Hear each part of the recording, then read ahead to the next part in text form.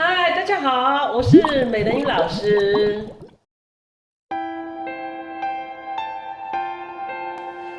哈佛大学教育学部的研究部门，他们曾经发表8种思维习惯非常适合于各个行业的工作室。后来我发现这8种思维习惯也非常适合儿童美术教学不管是以爸爸妈妈的角度来认知，或是老师们，更是恰当。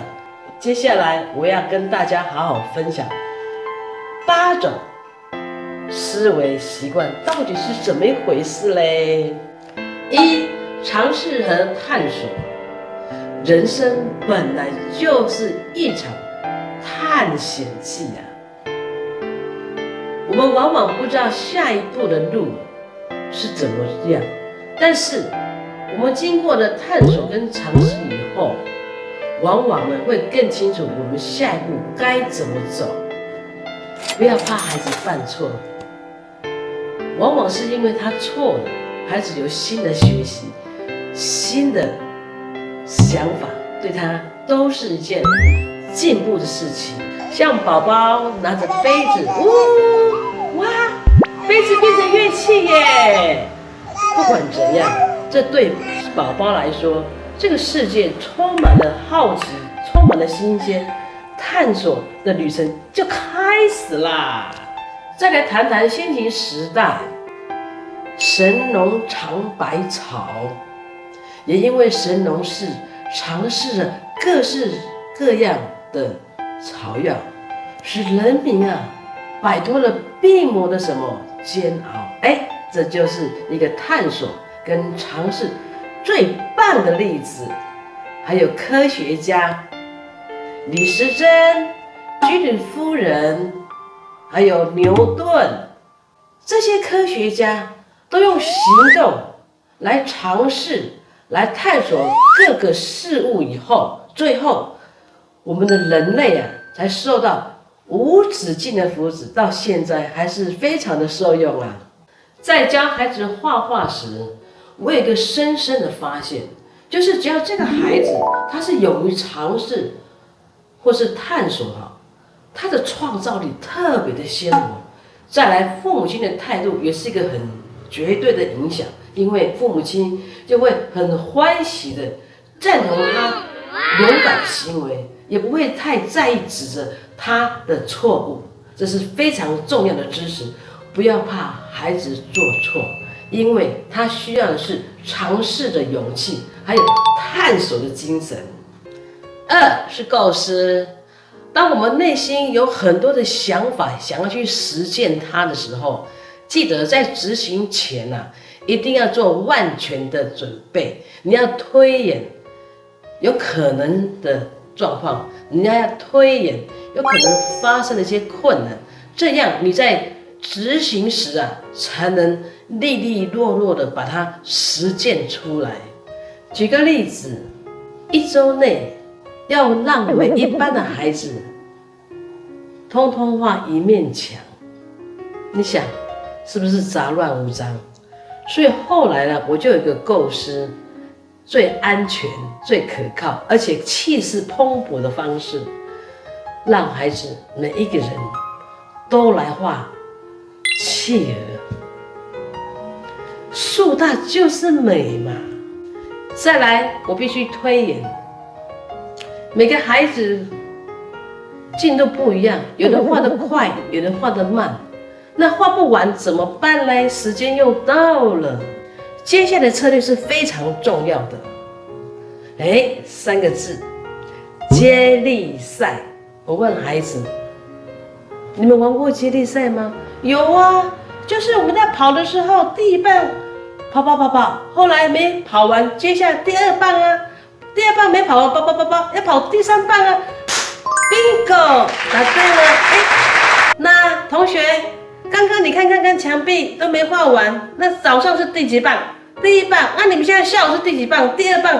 那每个人是不是要接力赛把它继续画完？答对了，因为他们觉得理所当然，他们就是第2棒，他们愿意帮第一棒没有完成的，接下来给他画完，这就是一个很好的策略。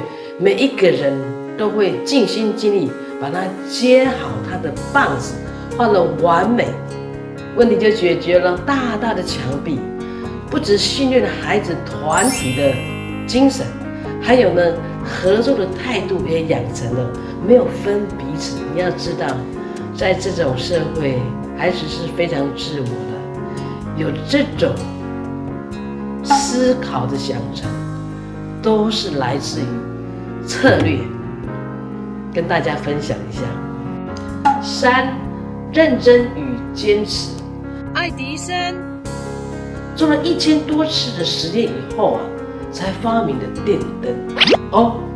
没有他的坚持，我们现在在黑夜里还是点蜡烛啊。这就是坚持与认真的力量。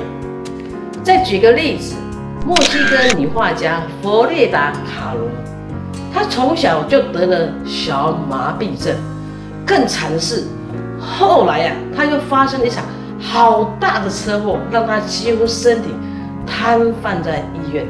她还是坚持什么？她请她的妈妈在天花板装了一个大镜子，她开始拿着画笔、颜料、画布画她内心里的世界，把困难变成一种力量。太厉害了！后来变成国际有名的女画家。她告诉我们一句话，我们一定要牢牢的记得。她说要相信自己，表达自己，这时候你就会完完全全找到属于自己的路。这就是坚持，还有认真的态度，太棒了！竟然有个发现，孩子不管是在耐力上或是耐心上都变弱了。当然呢，在坚持力上也是往下滑啊。那问题，他们的时代背景就是这样，那怎么办嘞？跟大家分享一个小撇步，不妨用短跑式的课程来帮助他们持续的力量，因为没有负担，反而他愿意持续啊。还有在课程的设计上，要迎合他们的喜爱感、有趣感，这样子慢慢的养成以后，耐力跟耐心就会增强哦。4、反思。这个策略是我美人鱼常常用的方法，因为我太了解了。创作本身呢，孩子也就是从零开始，慢慢的找到自己内心底层的心思，再进行创作。所以过程中都有一些不明的地方，孩子也会疑惑呀。他必须经过一些时间来沉淀。讨论过后，你会发现，孩子他下一步该怎么画，他下一步该怎么去表达，他越来越明确，转动了。这就是反思策略的力量。论语说：“学而不思则罔，思而不学则殆。”大家就了解反思的力量是多么的重要。我个人也发现在反思的行为跟策略之下，我们的孩子他的行动力会变成比较坚固。再来，他自己的耐心与耐力无形之中也会增强哦。5、创作本身呢，就像玩游戏一样的心情。把脑袋里的想法用一些媒材或是话剧把它变成真实的作品。英国视觉艺术家 Christy Eisen， 他住在海边，常常捡拾漂流物还有生锈的钉子还有一些瓶瓶罐罐在他的巧手中，他把它当成游戏一般，变成了艺术品，不同凡响。这就是创作的力量，化腐朽为神奇呀！化腐朽为神奇，太棒了！我决定呢，将地下室好多纸板切成长条形，变成木头，让孩子做什么呢？木马屠城记。孩子看到这么多木板的纸板都好高兴，期待的要把他那匹木马做出来，各式各样，太精彩了。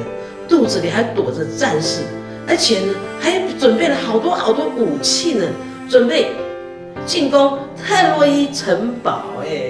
让孩子了解，创作本身就在生活里面，你要处处去留意。再来创作的媒材，事实上有在生活里，你要仔细去观察、去运用那就对啦。6. 观察，创造的前身就是需要培养敏锐的观察力。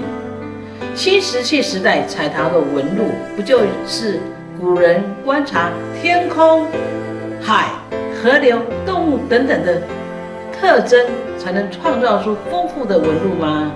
再来看看吴冠中大师树藤半抽象作品，不就是来自于他对树藤仔细的观察，最后才能转化成像书法般那么有韵律性、有节奏性的作品吗？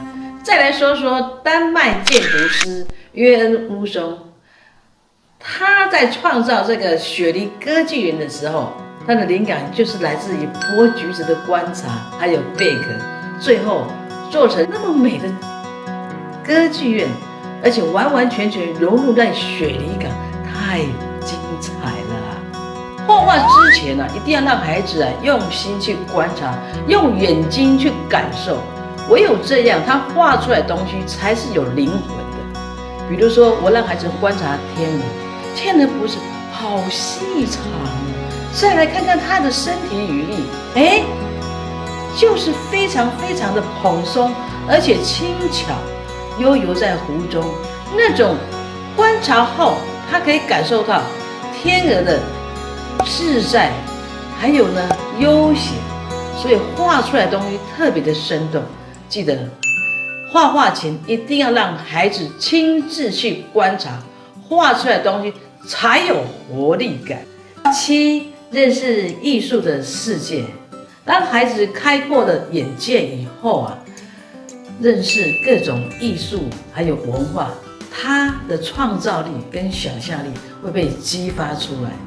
再来，艺术家背后的故事与作品他也会得到不同的美感经验，还有视觉的角度。比如说米勒的10岁啦、环岛啦，哇，看到以后他会感受到天地万物的美好，大家要有感恩的心。再来看看张大千的敦煌壁画飞天，哇，天哪！原来这个宇宙万物除了在地球活着以外，还有另外一个天地哎呀，多么值得孩子去探讨研究。8. 表达，透过创作解释他人的作品，再来用自己的方式表达个人的看法，这非常重要，因为也唯有这样子，我们才能融会贯通，把所有的思维、哲理还有独特的见解告诉别人。在这里，我想跟大家分享一件我个人有点焦虑的事情，就是我发现现在的孩子的表达力真的很弱他们的思维、他们的语文、他们的词汇都太弱了，所以呢，讲不出所以然。我想这是我们爸爸妈妈、老师一定要觉醒的事情，给孩子多一点表达想法，不要什么都给他安排得好好的。